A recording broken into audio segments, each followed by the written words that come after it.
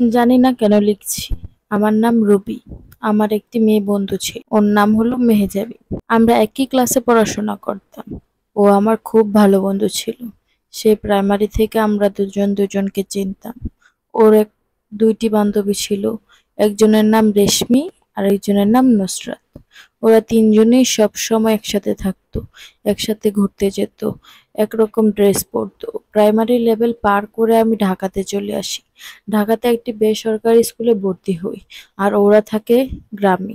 তিন বান্ধবী একসাথে একই স্কুলে ভর্তি হয়।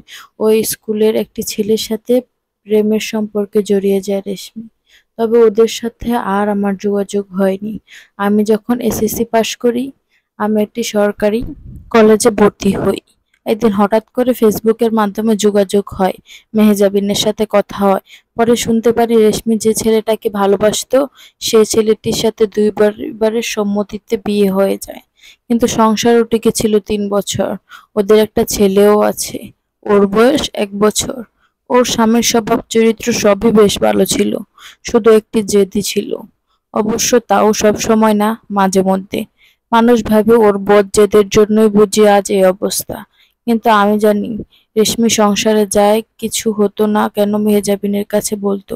ওদের সমস্যার শুরুটাই ওর দিক থেকে হয়নি। সব সংসারেই তো টুকটাক কিছু সমস্যা থাকে। ওরকম ওদের মাঝেও মাঝে মাঝে ঝগড়াঝাটি হতো।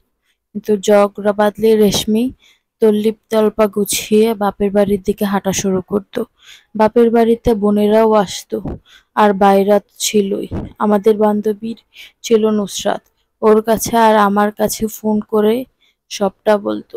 আমি সান্ত্বনা দিতাম। আর নুসরাত একটু রাগী ছিল। ওদের কাছে কেঁদে কেটে সব বলতো।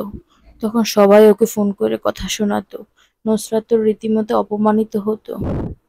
আমার কাছেও মনে হয় ঠিকই আছে, কত বড় সাহস! আমার সাথে লাগতে আসে, আমাকে নিজের মতো চলতে দেয় না। আমার মধ্যে কেমন একটা জেদ কাজ করতো। ওর কাছে ছোট হব, ওর কাছে নিজের ভুল স্বীকার করব, মাফ চাইবো, এটা ভাবতেই পারতাম না। উল্টো বড় গলা করে বলতাম, ডিভোর্স দাও। তোমার সাথে লোকের সাথে কে সংসার করে? না, ডিভোর্স আমি কখনোই মন থেকে চাইনি। ওটা ছিল মুখের কথা। ওর সামান্য ছোট হওয়ার চাইতে ডিভোর্স চাওয়াই আমার কাছে সঠিক মনে হতো। একদিনের কথা এখনো মনে পড়ে। সেদিন ছোট একটা ব্যাপার নিয়ে তর্ক করতে করতে দুজনেই খুব উত্তেজিত হয়ে পড়েছি। রাগে আমার শরীর কাঁপছে। যা মুখে আসছে তাই বলছি। তুই তুকারি গালিগালাজ অপমান কিচ্ছু বাদ দিইনি। এক পর্যায়ে সহ্যের বাঁধ ভেঙেও আমার গায়ে হাত তুলল। এর আগে কিংবা পরে কখনোই ও আমার গায়ে হাত তুলেনি। কিন্তু ওই একটা থাপ্পড়, ওইটাই যথেষ্ট ছিল। আমি বাপের বাড়ি চলে গেলাম। আর হ্যাঁ, বরাবরের মতো এবারও নিজের দিকটা না বলে খালি ওর দিকটাই বলে গেলাম। মানুষের দোষ দিয়ে আর কি লাভ? সবাইকে যা বলেছি সেটার উপর ভিত্তি করেই তারা বিচার করেছে। পরিবারের সবাই বলল, এমন ছেলের সাথে সংসার করার কোনো দরকার নেই, মামলা ঠুকে দাও। আর আমার বান্ধবীরা আমার এই ব্যাপারে এত কিছু শুনে ওরা আর কিছু বলল না। দেখ, যেটা ভালো মনে হয় সেটাই কর। ওরা সবাই কেটে পড়ল। আমি সবার পরামর্শে মামলা করলাম। ওর নামে নারী নির্যাতনের কেস করে দিলাম। খুব দ্রুতই ওকে পুলিশ ধরে নিয়ে গেল। ওর পরিবার থেকে মুরব্বীরা এসে বারবার অনুরোধ করলো আমি যেন এই কেস তুলে নিই। ভিতরে ভিতরে আমিও চিন্তা করতাম, আচ্ছা আমার স্বামী কি আসলেই জালেম? ও কি কোনোদিন নিজে থেকে আমার গায়ে হাত তুলেছে? আমি যদি ওকে এত কথা না শোনাতাম তাহলে কি ও আমার গায়ে সেদিন হাত তুলতো? আমার বাবা মা আমাকে বুঝিয়েছিল, আমি যদি এত কিছু পর ফিরে যাই তাহলে ও ভাববে আমি বুঝি অসহায়, আমাকে আরো পেয়ে বসবে, আমার উপর ইচ্ছামতো ছুরি ঘোরাবে।